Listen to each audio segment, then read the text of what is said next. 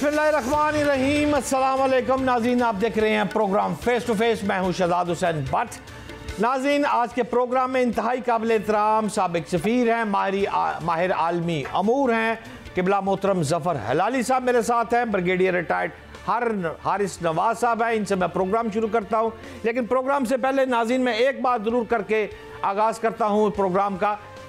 भारत को ये समझ जाना चाहिए कि अब वो फंस गया है, वो दो तहारी तलवार के बीच में फंस गया है। इस वक्त अब भारत को हमला करना है और हमला करने के बाद उसको जो मुंह तोड़ जवाब पाकिस्तान ने देना है, इस बात का भी उसको अंदाज़ा है। और तमाम भारतीय मीडिया जो है वो इस वक्त यही बात कर रहा है कि भारत ये गलती मत करना, हमले का मत सोचो, क्योंकि कभी भी आज तक मुसलमान इस सफाहिस्ती से नहीं मिट सके। अगर आप गौर करें, अमेरिका में चले जाएं, अमेरिका से उठकर अफ़गानिस्तान आ जाए, ख़त्म हो गया अफ़गानिस्तान। आप इसराइल से चले जाएं और गज़ा ख़त्म कर लिया। और भारतीयों, एक बात याद रखो, तुम हमसे जंग नहीं जीत सकते। याद रखना इस मेरी बात को। सबसे पहले आगाज़ करते हैं प्रोग्राम का ज़फ़र हलाली साहब से। ज़फ़र हलाली साहब, अस्सलाम वालेकुम। वालेकुम सलाम। ज़फ़र हलाली साहब, जो यूनाइटेड नेशन की सलामती कौंसिल में मकबूजा कश्मीर के हवाले से ये चाहता था भारत के इज़हार मज़म्मत हो, वो तो यूनाइटेड नेशन ने सलामती कौंसिल में उसमें भारत को बिल्कुल नाकामी हुई है। इस वक्त भारतीय बयानियों को मैं समझता हूँ शिकस्त हुई है। आप इस सारी पेशरफ्त को किस अंदाज से देखते हैं? देखिए, जब वक्त आता है कि सिक्योरिटी काउंसिल में आप जिस मुल्क के नुमाइंदे हैं, आप जाके तकरीर करना पड़ता है ऐसे मामले में, तो पहले तो आपको देखना पड़ता है कि हुआ क्या, और जो हुआ है वो किससे हम सुन रहे हैं, और जिससे हम सुन रहे हैं क्या वो ऑब्जेक्टिव न्यूट्रल पार्टी है कि ये हिंदुस्तान जो एक शरीक एक पार्टी है टू अ डिस्प्यूट, उसकी बकबक है। तो जब उन्होंने अपनी इन्वेस्टिगेशन की और जब उनको पता चला कि यार ये क्या कह रहे हैं ये हिंदू, ये इंडिया क्या कह रहे हैं, इंडिया कह रहा है कि 400 मील अंदर एक पाकिस्तानी फौज का एक टोला आया, 400 मील, और जिस एरिया से वो आया सबसे ज्यादा डिफेंडेड इन द वर्ल्ड, माने एक सिविलियन को 7 सिविलियन को एक सोल्जर, इससे ज्यादा डेंसिटी सोल्जर्स की दुनिया में नहीं है। जब उन्होंने ये सुना और फिर 12 चेक पॉइंट्स के थ्रू आए और उसके थ्रू पता चला उनको कि मुसलमान भी मारे गए हैं, जब ये कह रहे हैं हिंदू हिंदू मारे, हिंदू मारे, हिंदू मारे, तो ये जाहिर है उनकी जो स्टेटमेंट होगी उसको ये सब चीज़ें फैक्टर इन करना पड़ेगा और उनको करना पड़े और कहना पड़ेगा। और कहा भी उन्होंने कि भाई इसकी इन्वेस्टिगेशन हो रही है, जो पाकिस्तान ने फौरन, अब प्राइम मिनिस्टर ने कहा है हाँ होनी चाहिए, न्यूट्रल इन्वेस्टिगेशन होनी चाहिए। उसके बाद फिर जाके मेरे ख्याल में इसको पेश फिर करना चाहिए सिक्योरिटी काउंसिल में कि भाई ये बातें हैं, ये इंक्वायरी ये रिवील करते हैं, अब किसको सज़ा देना है, किसके खिलाफ रेजोल्यूशन पास करना है, किसको जो भी करना है वो होगा। मगर ये तो नहीं होता है जो इंडिया कहता है, जो इंडिया कहता है वो इधर रिपीट हो जाए और साथ साथ इजराइल के तरह मिसाल के तौर पे कि वो कह दें कि हाँ ये सब सच है और दूसरे जो कहते हैं सब झूठ है। ऐसा तो सिक्योरिटी काउंसिल में नहीं होता है। दुरुस्त फरमा रहे हैं ज़फ़र हलाली साहब। ब्रिगेडियर हारिस नवाज साहब, मैं आपसे ये जानना चाहता हूँ कि भारतीय वज़ीर आज़म मोदी ने कहा है कि पहलगाम हमले के जो मुजरिम हैं और साजिश करने वालों को सख्त तरीन जवाब दिया जाएगा। किबला, मैं ये जानना चाहता हूँ कि अगर भारत इस मौके पर मिस एडवेंचर करता है तो क्या जंग सिर्फ कश्मीर के अंदर तक महदूद रहेगी, या फिर मोदी सरकार की संगीन खाम ख्याली नहीं है ये फिर फैलेगी, ये बात बढ़ेगी, और अगर ये बात कश्मीर से या गिलगित से शुरू होती है तो इसका अंजाम फिर कहां तक जाएगा? क्या देख रहे हैं ब्रिगेडियर साहब? देखें शहजाद साहब, एक बात याद रखें, जब 2 न्यूक्लियर स्टेट्स हैं और अगर कश्मीर में भी इंडिया को मिस एडवेंचर करता है अभी मेरा नहीं ख्याल कि उनकी इतनी ज़रूरत होगी, उनके जहाज़ तो कभी पाकिस्तान की एयर स्पेस नहीं क्रॉस करेंगे, क्योंकि 27 फरवरी 2019 को उन्होंने मदद चख चुके हैं। मैक्सिमम कहीं हो सकता है ये क्रूज़ मिसाइल फायर करें या दूसरे बैलिस्टिक मिसाइल फायर करें प्रोटेक्ट पे कश्मीर के अंदर जी फलां जगह पे थे 300 टेररिस्ट से हमने मार दिए, जैसे पहले बालाकोट पे इन्होंने एक शोर मचा दिया था। तो उसके बाद जाहिर है कि Pakistan is going to react. Pakistan ने बड़ा क्लियर सिक्योरिटी काउंसिल में की, अपनी नेशनल सिक्योरिटी कमेटी में भी ये कहा कि वी विल रिएक्ट वायलेंटली, हम मैचिंग रिस्पॉन्स से ज़्यादा करेंगे। और मैं भी आपके साथ से ये इंडियन को अश्योर कर रहा हूँ, अगर आप एक मिसाइल फायर करेंगे तो हमारी तरफ 10 मिसाइल आएंगे, because we are not initiating, we are ensuring restraint. लेकिन आप करेंगे तो फिर आपको उसका मज़ा चखना पड़ेगा। लेकिन याद रखें, जब लड़ाई स्टार्ट होती है तो इसके डायनामिक्स ऐसे होते हैं कि आपको नहीं पता होता कि ये एंड कहाँ जाकर होगी। इसलिए Pakistan I am sure must have told already Russians को, अपने रीजन में Russia, China, Iran, Turkey and middle east को, कि जी इसके फॉलोअर्स पूरे रीजन में आएंगे और हो सकता है इसके फॉलोअर्स जो हैं वो might be going to the globally. इसलिए ये इस मौके पे ये इंडिया को जो जंगोइज़्म है और जो ये वार हिस्टेरिया ये क्रिएट करें, इनके स्टूपिड जो अनप्रोफेशनल जनरल्स रिटायर्ड हैं, वो जो बातें करें, जनरल बख्शी टाइप लोग नारे लगा रहे हैं, दे डोंट नो कि उनकी क्या कैपेबिलिटी है। उनके कोर कमांडर जो है कोर पुराना 15 कोर का कश्मीर का, और एक जनरल और कह रहे हैं कि Pakistan is not a weak country, they are very strong nation, nuclear country है, उनकी मिसाइल टेक्नोलॉजी अच्छी है, उसको बैटल हार्डन आर्मी है, हमें ये नहीं करना चाहिए। लेकिन अगर ये करते हैं then it is going to be very dangerous and it is responsibility will rest with Indian. कोई दुनिया में नहीं होता कि आप एक ऑपरेशन हो खुद करें और 5 मिनट में आप सोशल मीडिया पे अपने वो पाकिस्तान को ब्लेम करना शुरू कर दे। क्या एक भी इन्होंने प्रूफ दिया सिवाय ये पाकिस्तान से 4 दहशतगर्द चले गए, 400 किलोमीटर खिलाड़ी साहब ने बताया है। रात को मैंने कश्मीर में सर्व किया है, पूरे लाइन ऑफ फेंसिंग इन्होंने की हुई है, जनरेटर इनके चलते हैं, सर्च लाइट्स लगी हैं, 100 मीटर से एक कॉइन भी गिरे तो इनको पता चल सकता है। फिर इतने 3 लेयर्स इनका डिफेंस है, फिर पीछे इनके पूरी 7 लाख फौज है, इनके चेक पोस्ट हैं, इनके सिक्योरिटी कैमरे लगे हुए हैं। क्या ये कुछ सुलेमानी टोपी पहन कर वहाँ पे चले गए थे, जाके वहाँ बैठ के करके फिर गायब हो गए? तो आपने ना प्रूफ दिया, फिर आप FIR भी 5-10 किलोमीटर काट देते। How can you do it? जब तक आपके को प्रूफ ना हो, पाकिस्तान ने कहा है ना अभी आप इंटरनेशनल इंक्वायरी कराएं। और साथ ही साथ ब्रिगेडियर साहब, मुझे तो ऐसे लग रहा है जैसे आपकी बातों से महसूस हो रहा है कि जैसे आप फरमा रहे हैं को सुलेमानी टोपी पहनते हैं पाक फौज के जवान। यही मैं बात कर रहा हूँ। तो आप कहाँ थे? ये रास्ते पे किसी कश्मीरियों ने नहीं देखा, वहाँ के पहलगाम एरिया में किसी ने नहीं देखा, कोई किसी को मारते नहीं देखा। आप कैसे ये कर रहे हो? और आपके पास कोई एक सबूत तो बताए ना। काबिल एहतराम ब्रिगेडियर साहब जफर हिलाली साहब मोहतरम कुछ फरमाना चाह रहे हैं, कि इजाजत दें। हिलाली साहब जी प्लीज, आप कुछ कह रहे हैं। जी बिल्कुल, मैं कहना ये चाहता हूँ कि ब्रिगेडियर आरिस बिल्कुल सही कह रहे हैं, और मैं उनको वो ये ऐड करके ये कहूँगा कि जब उसका ऑपरेशन हुआ था पुलवामा में, जब उन्होंने ये बकवास एक कौवा को और दो पेड़ को इन्होंने शहीद किया और कहने लगे कि हम 26 तालिब या 26 टेररिस्ट को मार दिए गए।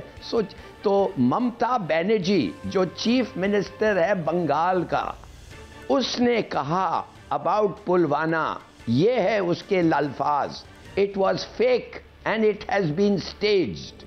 अब आप सोचिए, चीफ मिनिस्टर वेस्ट बंगाल ये कह रही है।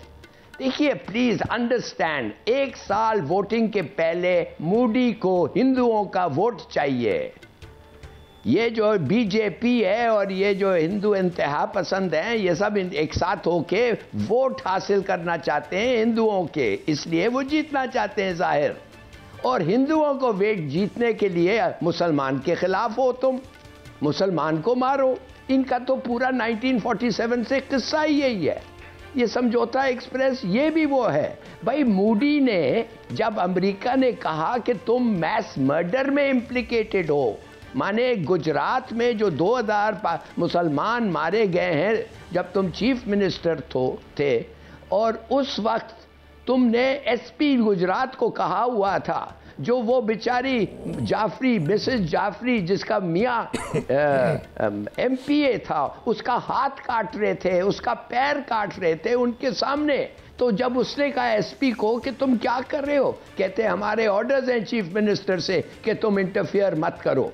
उसके बाद अमेरिका ने ब्लैकलिस्ट कर दिया था इस आदमी को। अब आप कह रहे हैं मुझे कि इस आदमी जो कौवे और पेड़ मार के कहता है कि मैंने तालिब और टेररिस्ट मार दिए, जो इस किस्म की हरकतें करता है, क्या कोई इस पे यकीन कर सकता है? तो इसके माने कि जब आप इसको कंडेम नहीं करेंगे तो ये तो किसी ना किसी वक्त तो हमने इसको रोकना है। हमने भाई, आखिर मैं पूछना चाहता हूं, घास क्यों खाया, बम क्यों हासिल किया, और अगर पाकिस्तान ना हो तो हमें क्या फायदा? और जो इन लोग करते हैं, और जो इन लोगों की धमकियों से जो इन लोग हमें डराने की कोशिश करते हैं, तो मैं बताना चाहता हूं आपको कि हमें कोई परवाह नहीं है। अगर पाकिस्तान नहीं होगा, हिंदुस्तान नहीं होगा।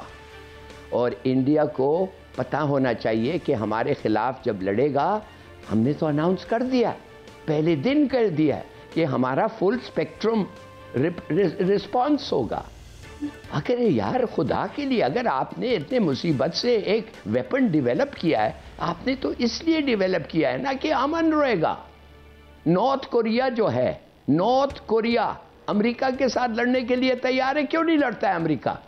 इसलिए कि अमेरिका को पता है कि अगर नॉर्थ कोरिया के खिलाफ हो जाए तो लॉस एंजलिस का पूरा शहर जो है उस खतरे में आ जाएगा। Nuclear weapons are not weapons only for war. They are weapons meant to preserve the peace. और हम लोगों को खुला बात करना चाहिए इसके बारे में, इसीलिए हमने ये हासिल किया है। हारिस साहब आप बात कर ले, फिर मैं हिलाली साहब से एक सवाल करने लगा था, लेकिन आपको अगर करना चाहते तो प्लीज आप पहले करें। जी हारिस साहब, मैं ये कहना चाहता हूँ, जो ये बात कर रहे हैं, देखें जब 1987 में एस्केलेशन हुई थी और हमारे बॉर्डर पर ट्रूप चले गए थे, बिल्कुल लाइन बिछा दी थी, we were ready to fight, तो जनरल जिया ने राजीव गांधी को एक मैसेज भेजा था। उसको ये कहा था कि देखो, हिंदुओं का एक ही मुल्क है हिंदुस्तान, और मुसलमान मुल्क 55-56 है। पाकिस्तान नहीं रहेगा कोई बात नहीं, मुसलमान फिर भी रहेंगे, तुम हिंदुस्तान हिंदुओं का ख़त्म हो जाएगा। तो इसके राजीव गांधी के हाथ से कांटा गिर गया था घबरा के। तो दे मस्ट, और हमारा एक इंडिया का इंच एरिया जो है ना हमारी मिसाइल रेंज के अंदर है। दे डोंट अंडरस्टैंड, या तो ये इतने इनके दिमाग ख़राब हैं कि न्यूक्लियर मिल्क से आप लड़ाई कर रहे हो, यू डोंट नो कि आपके पास क्या कैपेबिलिटी है, हमारे पास क्या कैपेबिलिटी है। हमारी मिसाइल टेक्नोलॉजी दुनिया की मॉडर्न तरीके हैं, हमारा कंट्रोल सिस्टम ठीक है, हमारे पास थर्ड स्ट्राइक कैपेबिलिटी भी है, वी है from the air, ground and sea. तो मुझे ये क्या चाहते हैं, और मोस्ट पॉपुलस कंट्री है, ये अपने अवाम के दुश्मन है, जिसमें 60% जो है बिलो पॉवर्टी लेवल रहते हैं।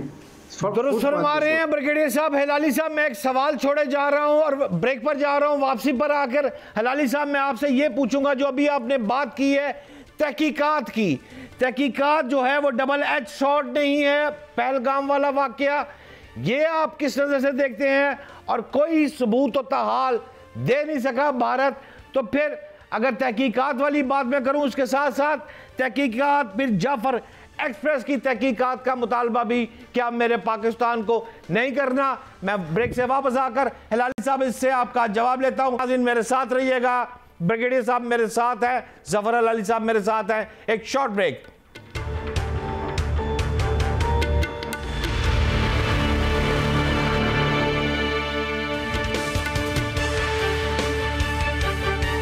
Welcome back.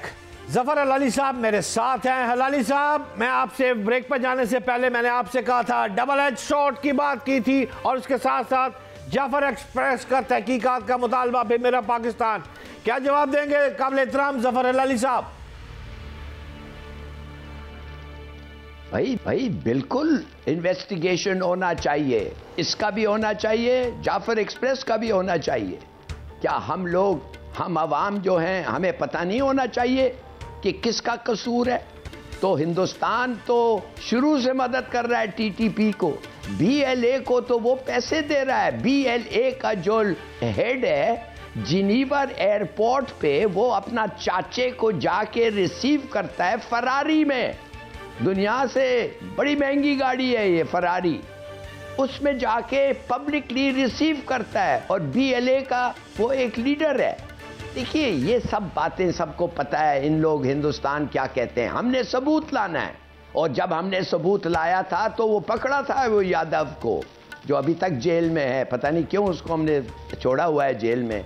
बहरहाल कहने की बात है कि किसको नहीं पता है भाई, जर्मनी ने, कनाडा ने, यूनाइटेड स्टेट्स ने कहा है कि मोदी के जो लोग हैं वो एंटरप्राइज है जो मोदी हेड करता है। ये जो मोदी कहता है कि मैं भागूंगा लोगों को पीछे, हर आदमी को पकड़ूंगा, मैं अगर पाकिस्तान का सदर होता तो मैं स्टेटमेंट देता कि तुमने ये तो डोवाल के साथ ये पॉलिसी बनाई है, every action is cleared by you, you are the bloody murderer, और अगर हमारे हाथ तुम आओगे तो वही होगा तुम्हारे साथ जो जिस आदमी ने वो बंदूक की वो ट्रिगर दबाया।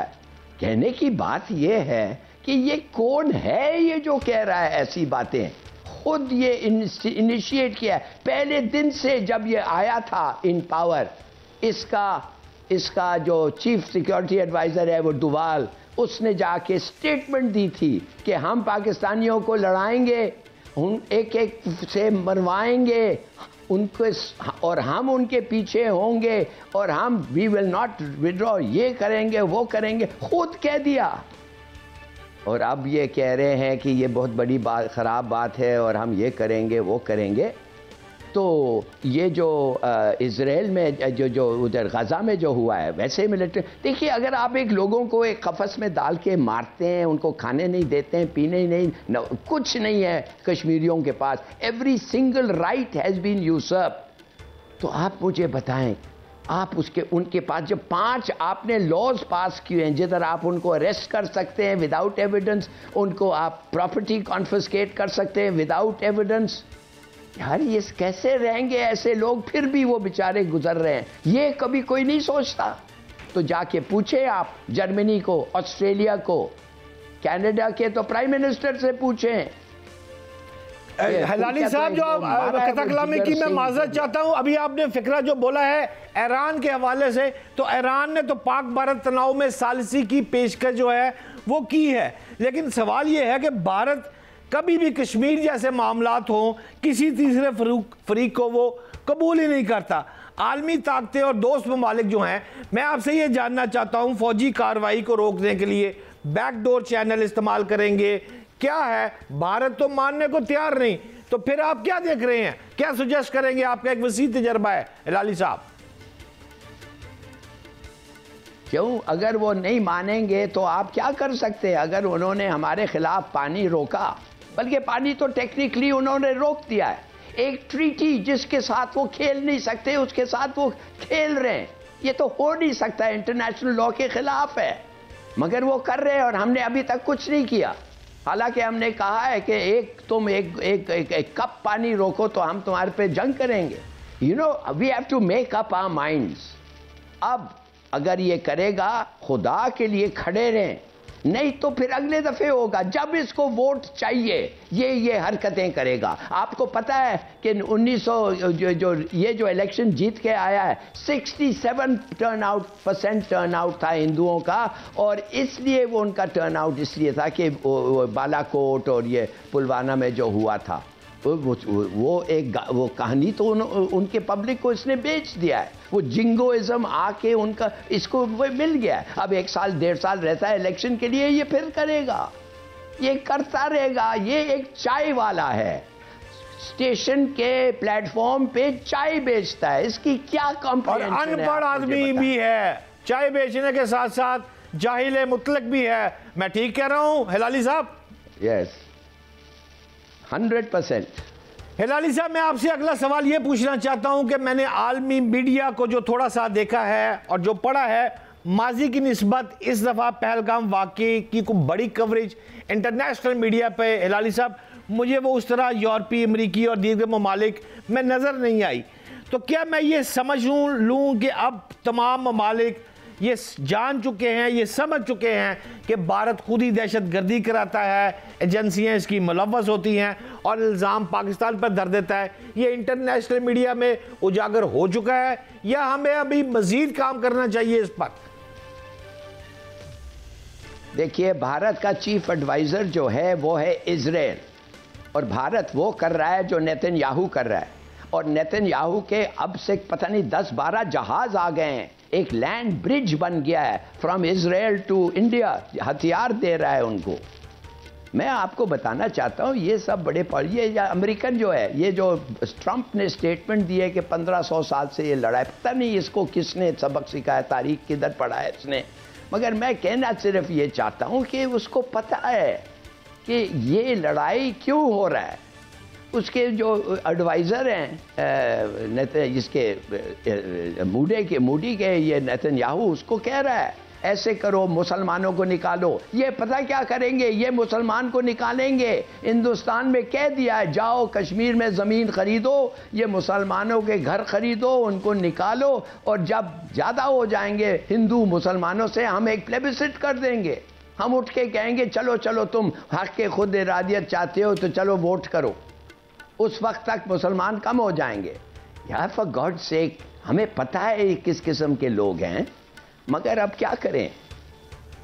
मगर अगर इन्होंने आपके खिलाफ हमला किया तो आप जवाब दें, जैसे ब्रिगेडियर साहब ने कहा, एक नहीं 10 गुना ज़्यादा, इसलिए कि हमने पहल नहीं की है। 100% दुरुस्त फरमा रहे हैं कि एक का जवाब 10 वाली बात हलाली साहब आप ठीक कह रहे हैं। इसराइल के जहाज़ों की बात भी आप दुरुस्त फरमा रहे हैं, शिप की तस्वीर भी उन्होंने जारी की हैं, बाज़ाब्ता क्यों लगी हुई है, ये सारी बातें यहाँ तक ठीक है। लेकिन क्या हलाली साहब आप ये समझते हैं कि अगर इसराइल जो इसका गॉडफादर है वो इसके पीछे खड़ा है, तो चाइना इस वक्त या ईरान हमारे साथ, किन ममालिक को आप देख रहे हैं कि वो हमारे साथ इस वक्त खड़े हैं मुश्किल वक्त में? जी हलाली साहब। बस अफसोस से मुझे कहना पड़ता है कि हमारा एक दोस्त जो हर वक्त हमारे साथ खड़ा रहा है, हम उसको इतना इज़्ज़त नहीं दिया जितना हमें देना चाहिए था।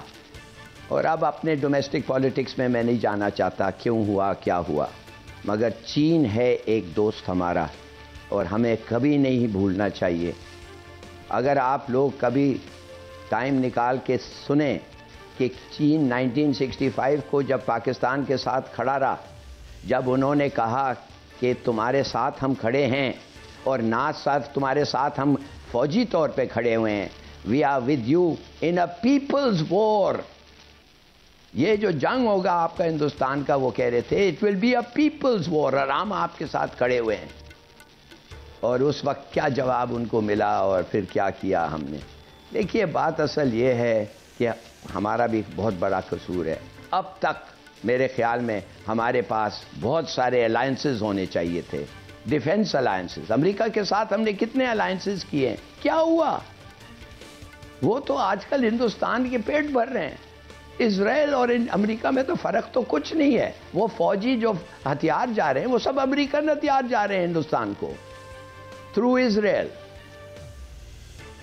ये तो प्लीज़ अंडरस्टैंड, हम लोगों को, हमें ज़रूरत है चीन को इतनी नहीं ज़रूरत है हमें जितने हम चीन की हमारे को ज़रूरत है हर लिहाज से।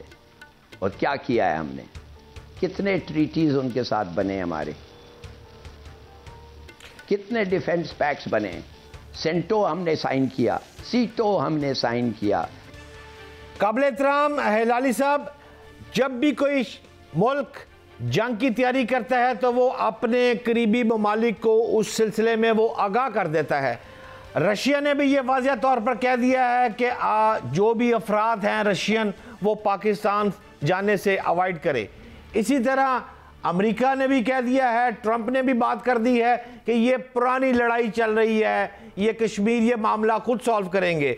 तो मैं आपसे ये जानना चाहता हूँ कि भारत ने अपने करीबी ममालिक से बात कर रही है कि आप समझते हैं कि रवां हफ्ते में अब उनकी तरफ से अटैक होना और हमारा जवाब देना नवश्ता दीवार हो चुका है? एम आई राइट सर हलाली साहब? हाँ, मेरे ख्याल में अब मोदी को अटैक करना पड़ेगा। और हमें जवाब देना पड़ेगा। और मैं फिर कहता हूँ, किस चीज़ से डर है? उनका तो पूरा खेल यही है कि पाकिस्तान को ख़त्म करो। तो क्या आप बग़ैर पाकिस्तान जीना चाहेंगे, रहना चाहेंगे? इम्पॉसिबल। हम दिफा अपना करेंगे, मगर हिंदुस्तान को जीत नहीं हो सकता अगर हम ठीक तरीके से लड़े। अगर उनका जीत नहीं हो सकता, it will be an unwinnable war for them. और ये हमारा अपने आप का वादा करना चाहिए कि जो भी हो, हम उनको अनविनेबल वॉर उनको देंगे। बहुत शुक्रिया, इंतहाई काबिल एहतराम हिलाली साहब मेरे साथ थे। और हिलाली साहब ने तो वाज़ह तौर पर नाज़रीन ये बात कर दी है कि भारत हम पर अटैक करने वाला है और उसको मुंह तोड़ जवाब देने की पाकिस्तान ने भी मुकम्मल तैयारी कर ली है, क्योंकि भारत जो है उसके मसाइल ही कुछ और तरह के हैं। वो उसको वोट चाहिए, उसकी एक ग्राफ जो है वो तेज़ी से नीचे जाता जा रहा है। अब सिर्फ एक ही ऑप्शन है उसके पास कि सिखों को किसी तरीके से तंग करे और मुसलमानों को मारो। ये फार्मूला लेकर आए तो भारतीय हुकूमत, मोदी हुकूमत बरसर इक़्तिदार रहती है। इसके अलावा अब भारत का जवाल जो है वो शुरू हो चुका है। नाज़रीन, एक शॉर्ट ब्रेक पे जा रहा हूं, मेरे साथ रहिएगा।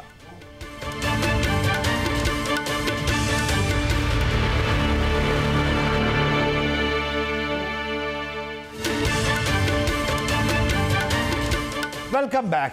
नाज़रीन, इस वक्त हमारे साथ तर्जुमान खालिस्तान रेफरेंडम और general council Sikh for justice, एक बड़ा नाम है, गुरपतविंद सिंह पन्नू साहब। हजूर सलाम अलैकुम, कैसे ने? वालेकुम सलाम जी, ते वाहिगुरु जी का खालसा वाहिगुरु जी की फतेह। मेरे सारे पाकिस्तान दे भैन ते भरावां नू, आवाम नू जी। सरदार जी, आपसे ये जानना चाहता हूं कि 1947 की अगर मैं बात करूं तो भारत को कश्मीर पर कब्जे का रास्ता चढ़ दे पंजाब आप लोगों ने दिया था। क्या अब फ्यूचर में चढ़दा पंजाब आपने जो गलती की थी उसका मदावा करने का वक्त आ गया है? एक बात। और दूसरी बात साथ ये भी पूछना चाहूँगा कि सरदार साहब, आपने ही फरमाया है कि इंडिया में हिम्मत नहीं कि वो पाकिस्तान पर हमला करे। हम इंडियन आर्मी को पंजाब से गुजरकर पाकिस्तान पर हमला नहीं करने देंगे। क्यों ये सारी बातें की हैं सरदार साहब? और क्या चढ़दा पंजाब वाली गलती का मदावा करने जा रहे हैं आप या नहीं सरदार साहब?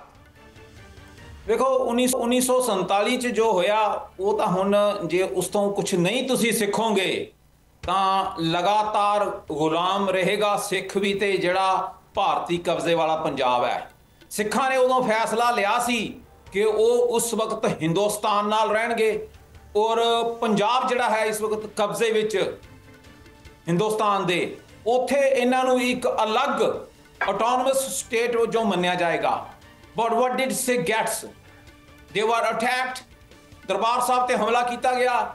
नवंबर 1984 सिख नस्लकुशी की गई।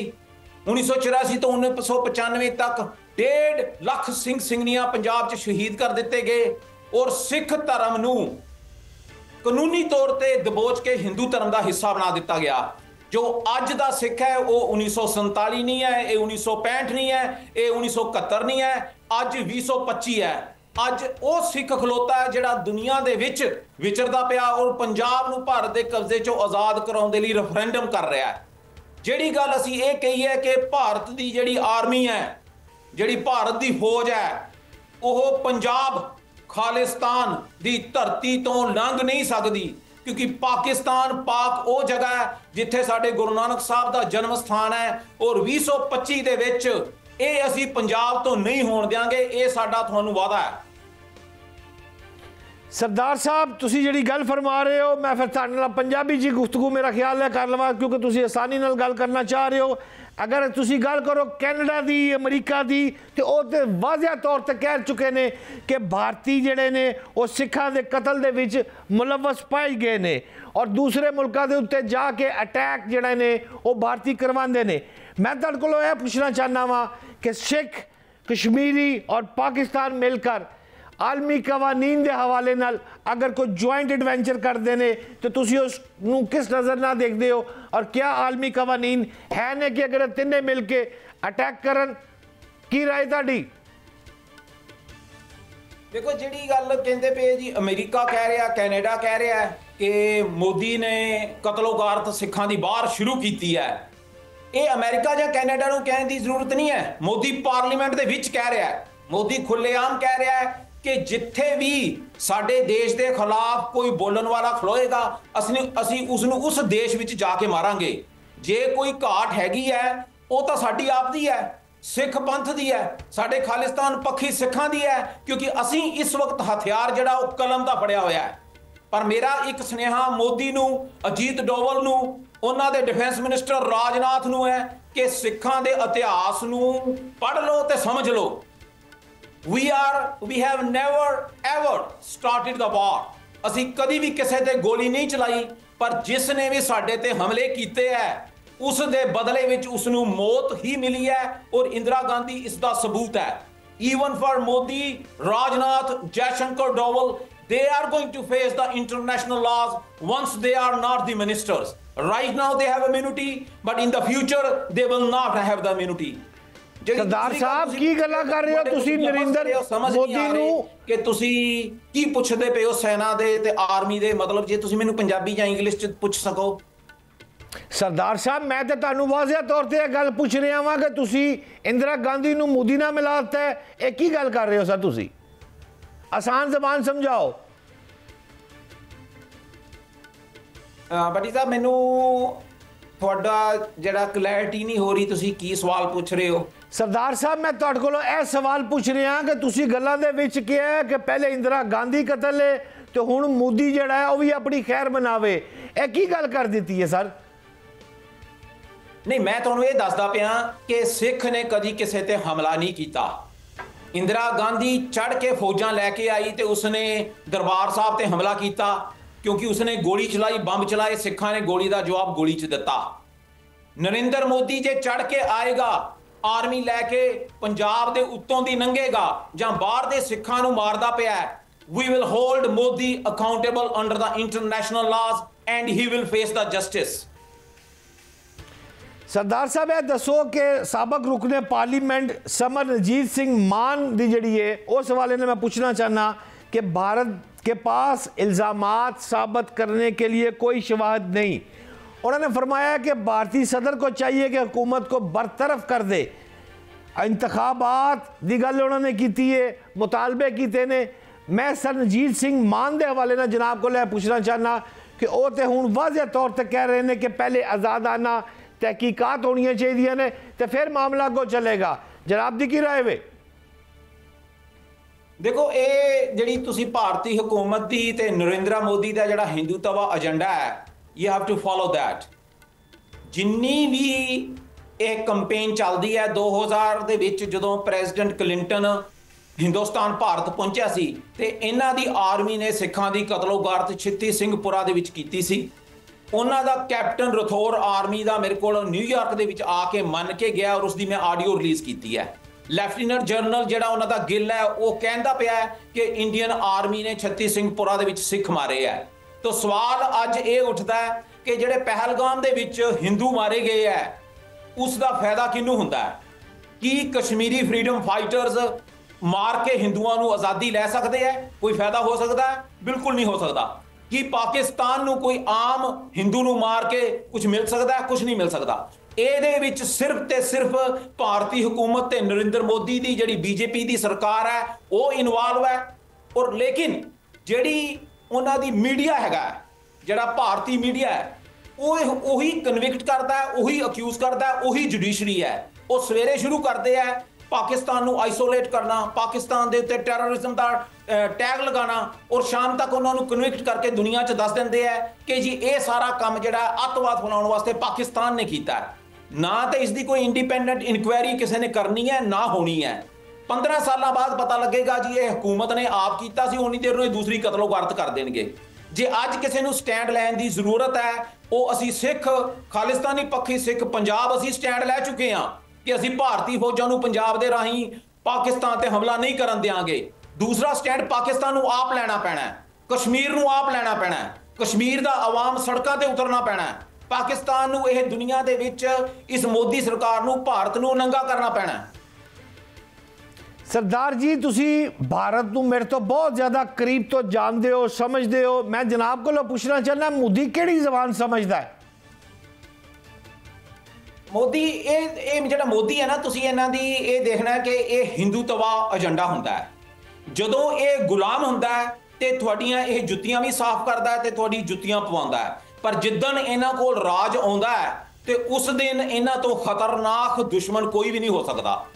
ਇਹ ਜਿਹੜੀ ਜ਼ੁਬਾਨ ਹੈ ਸਿਰਫ ਸਮਝਦੇ ਹੈ ਜਦੋਂ ਇਹਨਾਂ ਦੇ ਉੱਤੇ ਜੁੱਤੀ ਚੱਲਦੀ ਹੈ, ਜੇ ਇਹ ਕੋਈ ਸਮਝਦੇ ਆਵਾਜ਼ ਜਦੋਂ ਇਹਨਾਂ ਕੋਲ ਰਾਜ ਇਹਨਾਂ ਕੋਲੋਂ ਖੋਇਆ ਜਾਂਦਾ ਹੈ। ਸੋ ਇਹਨਾਂ ਦਾ ਇਸ ਵਕਤ ਹੱਲ ਜਿਹੜਾ ਉਹ ਇਹੀ ਹੈ ਕਿ ਪੰਜਾਬ ਜਿਹੜਾ ਹੈ ਭਾਰਤੀ ਕਬਜ਼ੇ ਵਾਲਾ ਉਹ ਆਜ਼ਾਦ ਹੋ ਕੇ ਖਾਲਿਸਤਾਨ ਬਣੇ, ਜਿਹੜੀਆਂ 7 ਸਿਸਟਰ ਸਟੇਟਸ ਹੈ, ਕਿਉਂਕਿ ਦਾ road to the independence of Kashmir runs through Khalistan through Punjab. ਇਹ ਆਜ਼ਾਦ ਹੁੰਦੇ ਆ 7 ਸਿਸਟਰਸ ਜਿਹੜੀਆਂ ਜਿਹਨੂੰ ਚਿਕਨ ਨੈਕ ਸਟੇਟਸ ਕਹਿੰਦੇ, ਉਹ ਆਜ਼ਾਦ ਹੁੰਦਾ ਹੈ। ਇਹਨਾਂ ਨੂੰ ਮਿਡਲ ਦੇ ਵਿੱਚ ਤੁਹਾਨੂੰ ਰੱਖਣਾ ਪੈਣਾ ਹੈ ਤਾਂ ਕਿ ਇਹਨਾਂ ਦੀ ਆਵਾਜ਼ ਜਿਹੜੀ ਹੈ, ਜਿਹੜੀ ਇਹ ਅੱਤਵਾਦ ਫੈਲਾ ਰਹੀ, ਉਹ ਹਮੇਸ਼ਾ ਵਾਸਤੇ ਬੰਦ ਹੋਵੇ। सरदार साहब इस वक्त सब तो हॉट इशू जी मेरी गल हुई है भारती कुछ तजिया निगारा दे नाल, वो तो यही कहते हैं कि मोदी को एको ही चांस है कि अपनी जी तुसी गल की है 7 सिस्टर वाली, अगर उन्होंने नहीं काबू पाता, सिखा नू कंट्रोल नहीं करता, पाकिस्तान की डे बाय डे जिस तरह तरक्की हो रही है यह मजीद होंदी रही तो फिर मोदी वास्ते बहुत परेशानी हो जाएगी। लिहाजा इस मौके पर उन को एक ही ट्रंप कार्ड है कि अपनी सल्तनत को बचाने वास्ते जंग का आगाज करे। तुसी की देख रहे हो कि यह हुण स्टार्ट होने लगी है? देखो इस बारे तो ज़्यादा हुण पाकिस्तान की फौज नूं, पाकिस्तान की सरकार नूं जां मोदी नूं पता होएगा। असीं अपना हिस्सा दस सकते हैं कि जिहड़े मुल्क हैगे आ ओह इहो जिहियां जंगां चों ही बनदे आ। जे जंग लगती है तो जिवें मैं पहलों दस चुका कि पंजाब जिहड़ा है वह बिल्कुल आज़ादी के रस्ते ते खलोएगा और खालिस्तान बनेगा, और मोदी की जिंदगी की यह और हिंदुस्तान की यह आखिरी जंग होगी। दी यूनियन ऑफ स्टेट जिहड़ी हैगी है, union of India, that will be disintegrated, that will be balkanized, and there will not be any Indian map on the global maps all over the world. बहुत शुक्रिया सरदार गुरवंत सिंह पन्नू मेरे नाल सन। नाज़रीन programme का अख्ताम हो गया है, लेकिन जाते जाते मैं आपसे एक दो बातें ज़रूर करना चाहूँगा।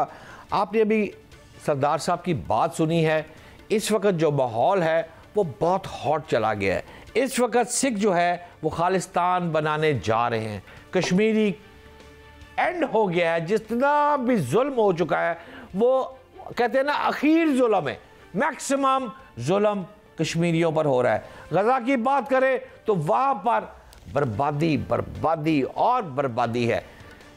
इसलिए कहते हैं एनफ इज़ एनफ, अब बहुत हो गया है, अब वक्त आ गया है कि पाकिस्तान को खड़े होना है और पाकिस्तान को मोदी को बाज़ाब्ता जवाब देना है, और एक का जवाब 10 जूतियों की सूरत में मोदी को ज़रूर दिया जाएगा। और अब वक्त आ गया है कि पाकिस्तान अपने मकासद को सामने लाते हुए पाकिस्तान अब खड़ा होगा और खड़ा हो चुका है, और सिर्फ मोदी को इस बात का अंदेशा है जिस वजह से वो अब जंग करने से थोड़ा सा कतराने लगा है।